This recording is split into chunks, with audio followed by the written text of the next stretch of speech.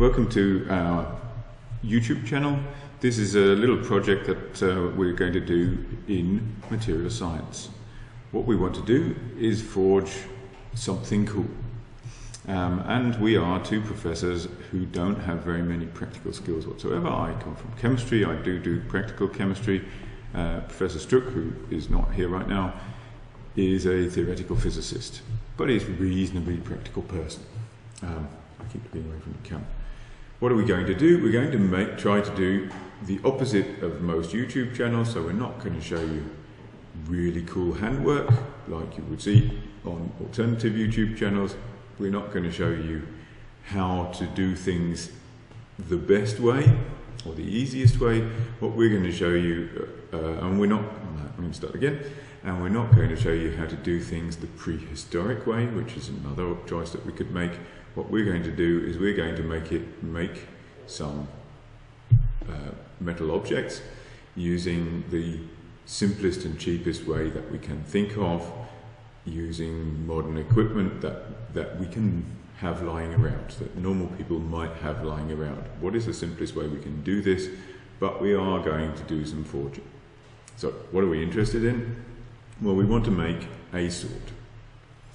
And because there are two of us, we should probably make two. To make this easier, what we've done, or what I've done, is bought some stock of modern high carbon steel, which is easy to heat treat, so that's good. But we're going to think now, or what I'm going to do now, is talk about our designs. I'm doing that now before we're starting, so that it's embarrassing later on when we don't end up doing the thing that I said we were going to. So what are our designs going to be? If I stand up, I'm out of shot, so I'm going to move the camera.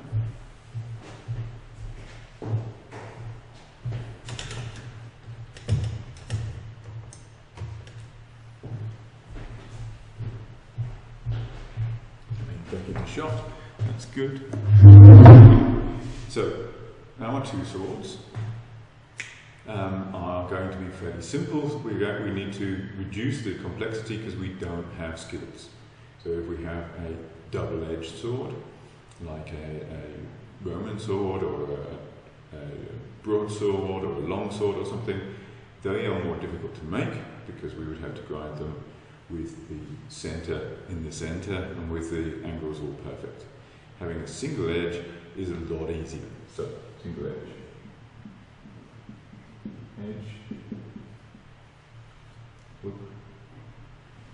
We also want them not too long because the length of it is a technical problem. The longer you make it, the harder. Two-handed swords are way harder to make than a knife, so short. But it needs to be longer than a knife that we could buy because we would like it to look cool. So we're going to make a short sword. Oops. So that's what we want. Single-edged short sword, but what do we need in there? So we discussed this a little bit and we came up with two ideas. Two ways of what single-edged short swords can we think of. On one side we have a cutlass, and the other side we have a thing that we're going to call the tactical machete.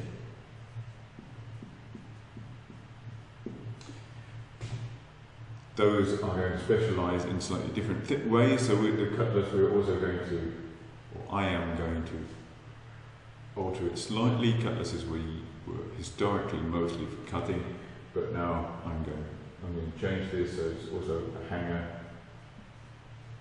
which is a shortened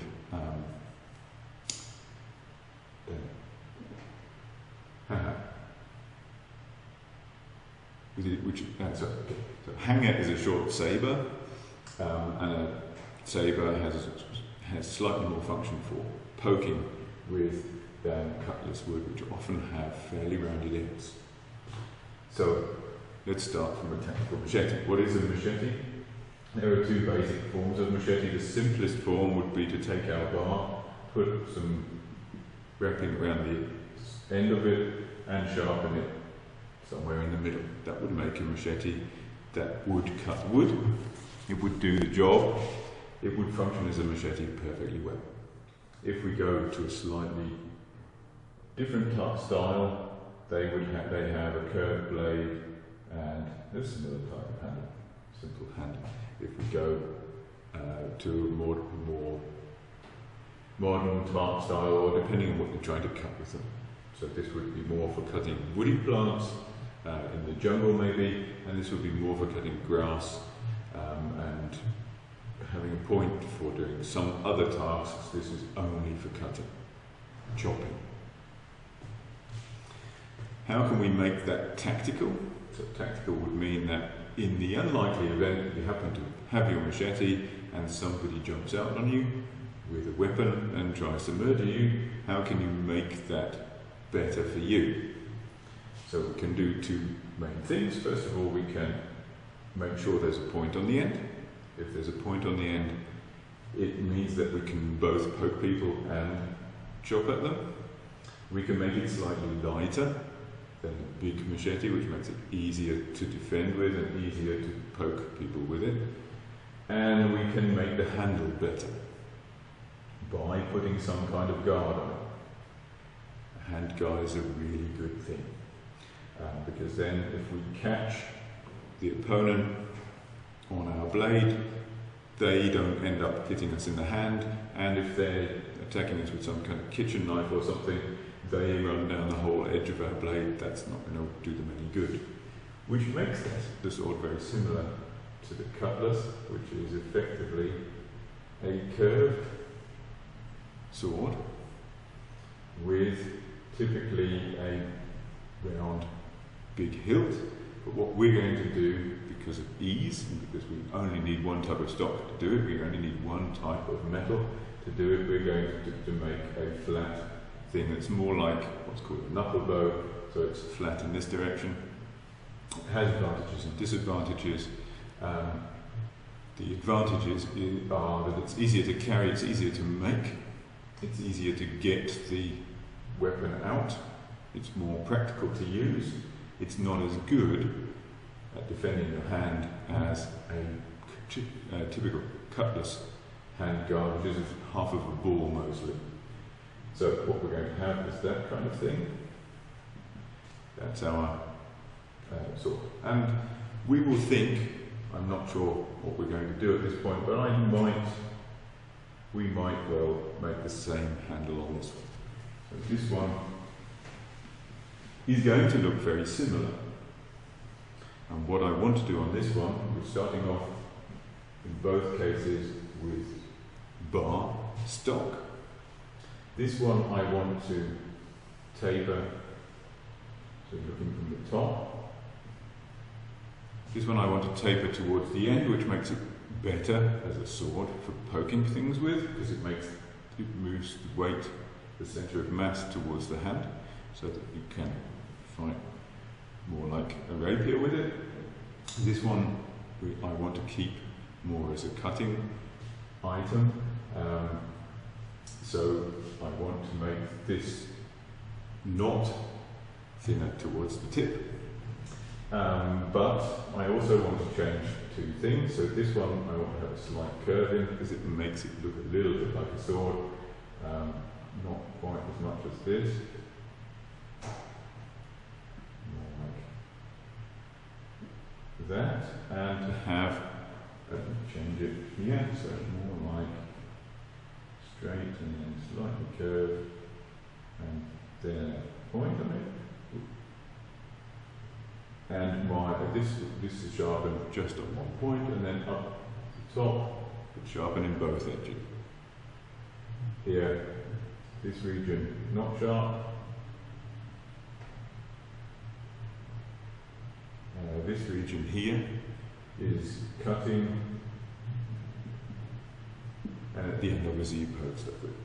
The machete is very similar in function, but it's going completely straight on the back, which means we don't have to bend the bar for this one, we don't have to thin it. But we're going to do something different. We're going to try to spread it in this direction to make it fatter. And we're going to, I think, make a clip point on this one, which brings the point closer to this in front of your hand. Oops. Do this, it brings the point closer to the front of your hand, The hand part will be somewhere around here, and we will do some kind of paracord wrap on it because it is a tactical machete. So maybe, possibly with a spike on it, just to look futuristic. This one we will be doing a slightly different thing. We're in Germany, and in Germany a cutlass is called a boarding knife, Messer, and looking at that, that comes from the style of handle, which is often two plates of wood attached to the sides.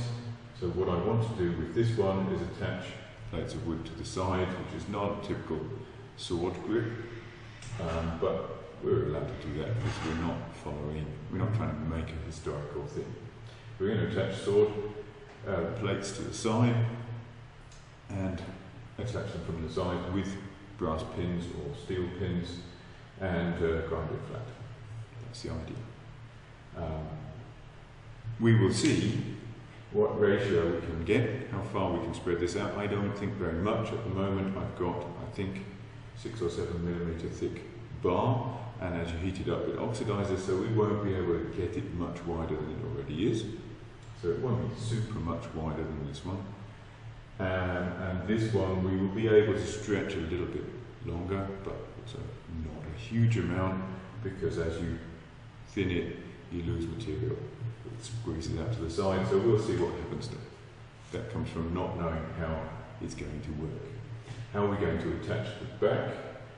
I don't know. At the moment I'm thinking maybe a nut on the back, just so maybe thread the end and put a nut on the back that saves us having to heat it back up again when everything is attached, because, as I say, we aren't skilled. If we were skilled, we would do a whole lot of things differently. We would make this nicer, the handle would be nicer, we would try to polish the blade.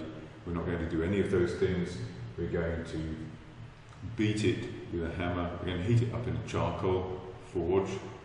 We're going to quench it in the cheapest oil that I can find. We're going to grind it with a hand sander and maybe a disc grinder, but they're really loud, probably can't do that too much. Grind it with a disc grinder and a hand sander, and I can tap and screw this.